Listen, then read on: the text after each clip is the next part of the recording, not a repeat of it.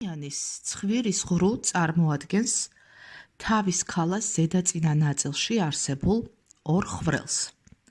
ის ქალას ბოძის წინა ნაწილის ქვევით მდებარეობს და წგიდით არის ორად გაყოფილი.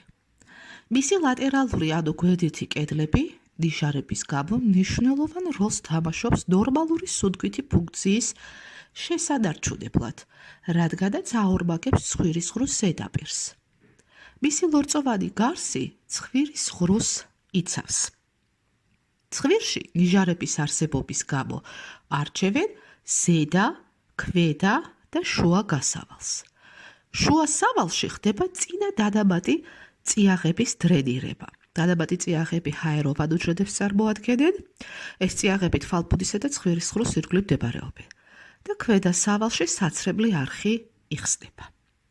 ცხვირის ლორწოვა გარს მრავალი ფუნქცია აკისრია. პირველი არის ყნოსვის ფუნქცია. ყნოსვის ბოლქვები მდებარეობს ცხვირის ღრუს ზედა ნაწილში, დაცხრილული ფირფიტის ქვეშ. ეს პატარა სტრუქტურა ყნოსვაზეა პასუხისმგებელი. მეორე, სუნთქვის ფუნქცია. ის ანოტივებს წმენდს და სუნთქვის დროს ათბობს ჰაერის ნაკადს. ცხვირის ლორწოვანი გარსი ძალიან მდიდარია სისხლძარღვებით. მისი გაცივების ან ალერგიული რეაქციების შედეგად ის შუპდება და იწვევს ცხვირის ღრუს მოცულობის შემცირებას, რაც აშკარად დისკომფორტს ქმნის სურდოს დროს. ამის გამო ზოგჯერ ხდება ცხვირის ღრუების მონაცვლეობითი დახშობა, რაც ფიზიოლოგიურია. არ იწვევს პათოლოგიურ პროცესებს და არანაირ დისკომფორტს არ უქმნის ადამიანს. ეს 2 ან 5 საათიანი რითმი გამოიხატება ხან ერთი ნესტოს შევიწროებით, ხან მეორესი.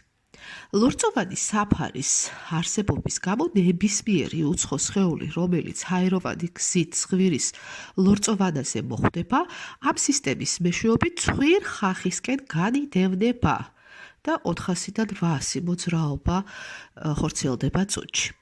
ამ ლორწოვანი გარსის ქვეშ მდებარეობს დაცვის მეორე შრე, სადაც ფაგოციტოზი და იმუნოგლობინების მოზიდვა ხდება.